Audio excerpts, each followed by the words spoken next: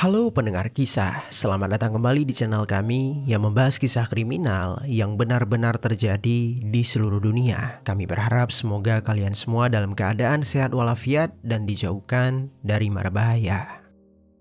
Hari ini kita akan membahas sebuah kasus tragis yang sedang viral di India pada bulan Oktober 2025 kemarin. Yang mana ada seorang perempuan yang merupakan atlet basket peraih medali emas di Olimpik Nagaland ditemukan tewas meregang nyawa di sebuah tumpukan barang dan kayu yang berada di rumahnya sendiri. Lalu ketika polisi menyelidiki kasus ini lebih mendalam, diketahuilah kalau pelaku adalah anggota keluarganya sendiri yang tinggal di rumah yang sama. Saat penyidik mengetahui mengapa pelaku dengan tega melakukan tindakan keji itu, mereka tak habis pikir.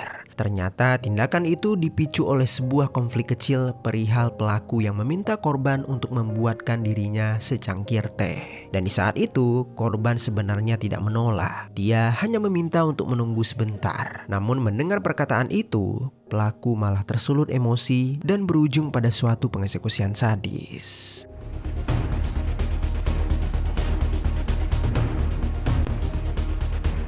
Bagaimana kronologi lengkap tentang kasus yang memilukan ini? Jadi beginilah kisah di baliknya. Di desa Jakama, wilayah pegunungan di distrik Kohima, Nagaland, India, hiduplah seorang perempuan bernama Vihozonu Zhao atau yang biasa dipanggil dengan nama Viho. Viho lahir pada tanggal 19 September tahun 2003 dan telah berusia 22 tahun saat kisah ini berlangsung. Viho hidup bersama adik laki-lakinya yang tidak disebutkan namanya dan juga seorang ayah yang bernama Keneituto Zhao. Sedangkan untuk ibunya tidak ada informasi dari media. Ketiganya hidup sederhana dengan seorang ayah yang selalu berusaha memenuhi keinginan putra-putrinya. Upaya ayahnya untuk membahagiakan mereka juga membentuk hubungan yang erat. Mereka kerap kali bercerita tentang cita-cita atau rencana masa depan lainnya. Hingga ayahnya pun menyadari kalau putrinya tersebut selalu mengusahakan impiannya. Sejak kecil, Viho tertarik dengan olahraga bola basket. Dia juga sering berlatih dengan ayahnya. Semangat yang diberikan oleh ayahnya membuat Viho semakin yakin kalau suatu hari nanti dia akan berhasil menjadi seorang atlet basket yang hebat. Namun naasnya, pada tahun 2011, Keneituto Zhao harus meninggalkan putra-putrinya. Dia meninggal dunia saat Viho masih berusia 8 tahun. Viho tak hanya kehilangan seorang ayah, dia juga kehilangan rasa semangatnya untuk meraih mimpinya. Dia benar-benar terpukul, bahkan dia juga sempat berhenti beberapa saat untuk tidak bermain basket. Seiring berjalannya waktu, Viho mulai menerima kepergian ayahnya dan kembali berkegiatan seperti biasanya. Sampai pada sebuah titik, dia pun beranjak remaja dan bakatnya semakin meningkat dengan bimbingan seorang pelatih basket yang bernama Salu KDT. Di saat itu, Viho bergabung dengan tim ABC Kohima. Viho secara konsisten selalu menunjukkan performanya yang luar biasa. Bahkan dia yang paling sering memberikan semangat kepada teman-temannya ketika tim mereka sedang kalah. Dan hingga pada akhirnya, kerja kerasnya pun membuahkan hasil. Bersama timnya, Viho berhasil meraih medali emas di ajang Nagaland Olympics pada tahun 2022. Lalu di tahun 2025 ini, dia juga terpilih mewakili Nagaland dalam kejuaraan nasional U23 di Guwahati. Kemudian di samping itu, selain fokus pada dunia olahraga, Viho juga tetap memperhatikan pendidikannya. Dia berhasil meraih gelar di Saint Joseph College Kohima dengan mengambil jurusan ekonomi. Dengan bakat dan kecerdasan yang dimilikinya, membuat banyak teman-temannya merasa kagum dengan tekad Viho. Setelah kelulusannya pun, dia telah merencanakan untuk melanjutkan pendidikan pasca sarjana di bidang ekonomi, sambil tetap aktif menekuni dunia olahraga. Di balik semua ambisinya, dia bertujuan untuk membalas kebaikan neneknya yang telah membesarkan dirinya sejak orang tuanya telah tiada. Jadi setelah kepergian ayahnya, Viho ini tinggal bersama nenek dari pihak ayahnya di wilayah Allminster Hill Colony, Kohima. Di dalam rumah tersebut, dia tinggal bersama nenek, adiknya, bibinya, serta pamannya yang bernama Veketozo Zhao. Dan di rumah itu juga terdapat putra angkat dari bibinya yang bernama Samuel Zhao, seorang pria berusia 31 tahun yang berasal dari keturunan Nepali. Samuel ini telah diadopsi oleh keluarga Viho dengan waktu yang cukup lama. Namun meskipun Samuel diakui sebagai keluarga secara hukum, tetapi statusnya tidak sepenuhnya diterima menurut adat mereka. Dan di daerah itu, masyarakat tetap menghargai ikatan suku. Hubungan Samuel dan Viho tak begitu dekat. Mereka hanya sesekali mengobrol dan tak saling terbuka. Berbeda dengan Viho yang ambis dan berprestasi, Samuel ini lebih banyak menghabiskan waktunya di rumah saja. Dan di usianya yang sudah tergolong dewasa, dia masih belum memiliki pekerjaan tetap. Terlebih lagi, statusnya sebagai anak angkat non-pribumi membuatnya cukup sulit untuk diterima di beberapa lingkungan kerja. Dan akhirnya, dia hanya bergantung pada ibu angkatnya saja. Oleh sebab itulah, sejak perpindahan Viho ke rumah mereka, membuatnya merasa tidak aman. Bahkan dia sampai merasa rendah diri karena Viho ini dapat berkembang dengan bakatnya, sedangkan dirinya merasa kalau kehidupannya tidak bergerak. Yang mana pemikiran itu secara perlahan membentuk perasaan tidak cukup dan rasa terasingkan. Hal tersebut juga berpengaruh pada psikologis dan kehidupan sosialnya. Samuel tumbuh menjadi seorang pria pendiam dan tertutup, hingga dia tak mempunyai banyak teman. Semua dinamika yang dirasakan Samuel selama ini selalu dipendamnya, hingga akhirnya memuncak pada suatu hari yang akan mengubah segalanya.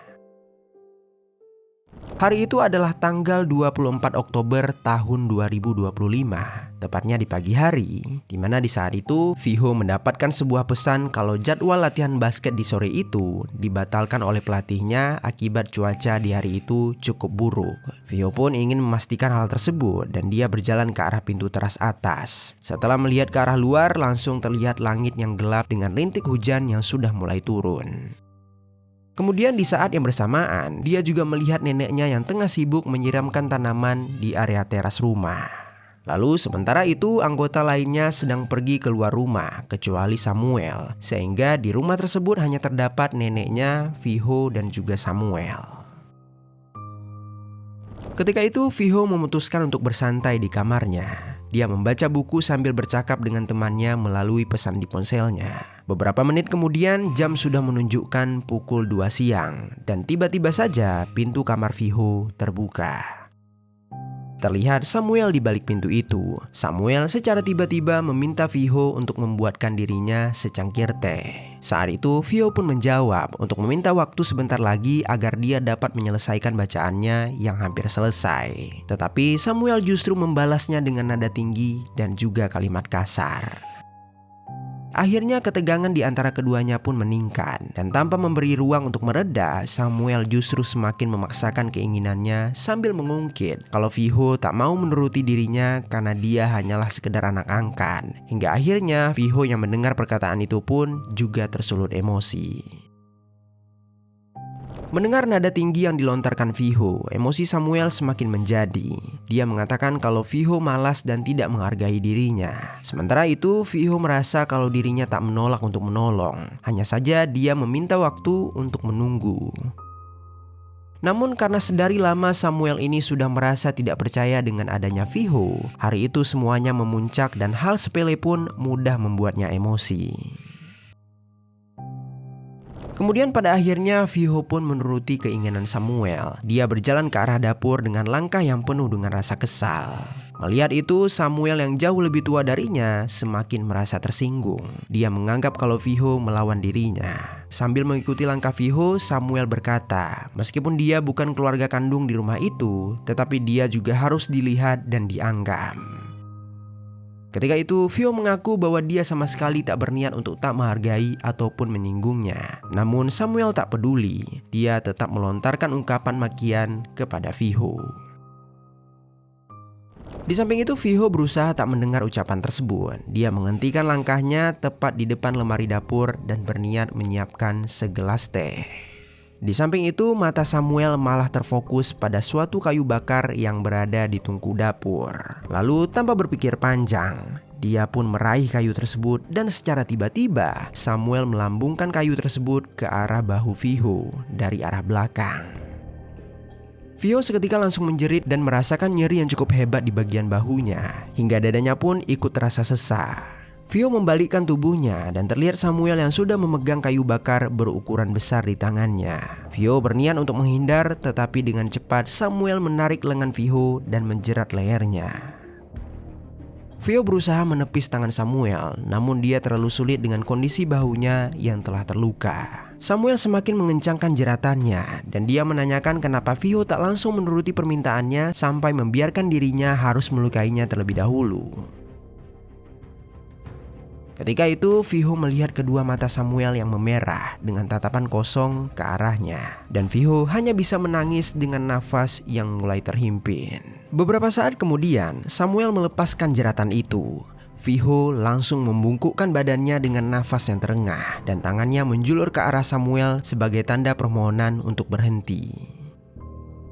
Di tengah usaha Vio menghirup udara, Samuel malah melempar kembali kayu bakar itu saat dia masih di posisi membungkuk. Lemparan tersebut tepat mengenai bagian belakang kepala Vio. Vio seketika merasa pusing, suara-suara di sekitarannya perlahan menghilang dan pandangannya pun mulai terasa kabur. Di momen itu juga Vio langsung terjatuh ke lantai dengan luka serta cairan merah dari kepalanya. Melihat itu, Samuel sama sekali tak merasa panik. Dia memeriksa denyut nadi Vio dan dia tak menemukan adanya tanda-tanda kehidupan. Dan di saat itu juga, Vio ternyata telah meregang nyawa. Hidupnya berakhir tragis di dalam rumahnya sendiri. Namun di samping itu, dengan tenang Samuel membuka sweater yang dikenakan oleh Vio untuk menahan cairan merah dari kepalanya. Ketika dia berhasil menutup lukanya, dia kemudian menyeret tubuh Vio ke dalam kamarnya. Dia meletakkan jasad itu di lantai dan menutup pintu kamarnya seolah tak terjadi apapun di sana. Lalu setelahnya dia keluar dari kamar itu untuk membersihkan diri dan juga membersihkan cairan merah yang membasahi lantai dapur.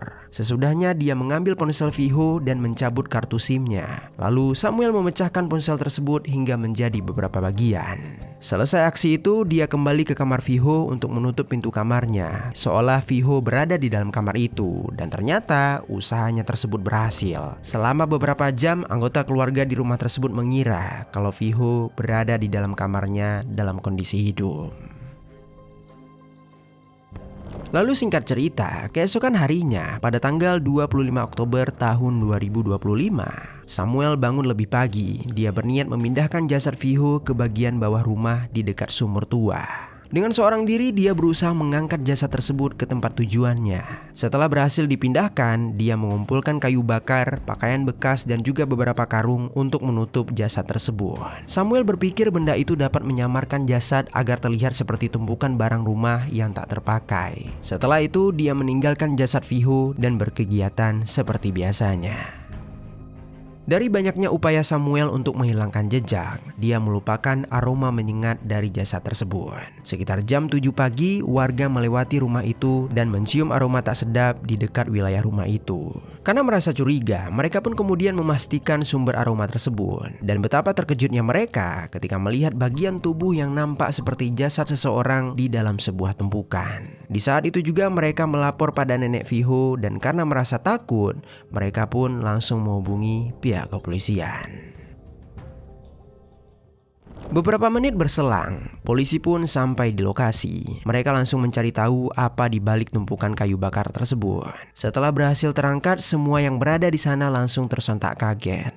Nenek Vio juga menjerit dan menangis. Dia melihat cucunya yang tergeletak dengan posisi terlentang dengan luka terbuka di bagian kepala. Tim dari kepolisian Kohima langsung menutup lokasi dengan garis kuning. Kemudian berlanjut pada tanggal 26 Oktober tahun 2025. Pihak kepolisian membentuk satuan investigasi khusus. Langkah pertama mereka mencari petunjuk melalui pemeriksaan forensik. Dan dalam pemeriksaan forensik ditemukan jejak cairan merah di area lantai dan juga dinding dapur. Yang mana itu menunjukkan kalau korban sempat mengalami penyerangan sebelum dieksekusi. Pihak forensik juga memberi pernyataan kalau korban diserang dari arah belakang dengan menggunakan suatu benda keras yang berukuran sedang, hingga korban mengalami retakan besar di bagian kepala belakangnya, yang mana ini menjadi penyebab kematiannya, yaitu pendarahan di kepala. Petunjuk tersebut memberikan satu jawaban pasti, yaitu korban dieksekusi di dalam rumah. Lalu langkah kedua, polisi menonton rekaman CCTV dari wilayah rumah tersebut. Namun mereka tak menemukan adanya kecurigaan orang asing yang masuk ke dalam rumah itu. Selain itu, mereka juga menemukan ponsel korban, kartu SIM, dan juga sweater korban yang dibuang di tempat sampah di jalanan utama Kohima. Dari petunjuk tersebut, polisi mencurigai kalau pelaku merupakan orang dalam rumah dan mereka menduga pelaku juga tengah berusaha menghapus jejak eksekusinya.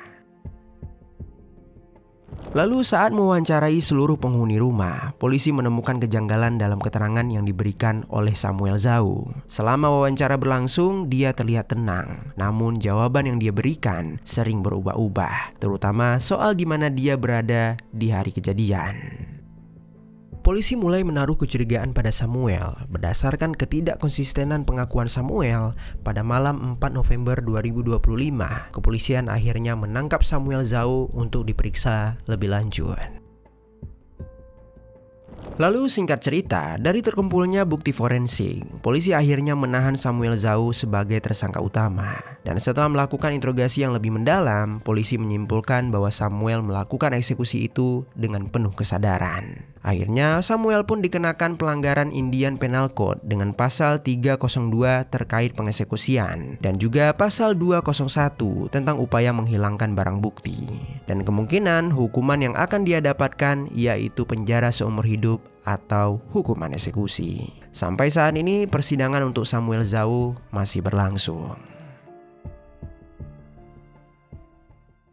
Pada akhirnya kasus ini telah menjadi sebuah contoh resimen driven violence, yang mana pelaku merasa dirinya lebih rendah saat membandingkan diri dengan korban. Lalu dia mencoba menunjukkan kekuasaan dengan cara menguasai satu-satunya ruang yang dia punya, yaitu rumahnya sendiri.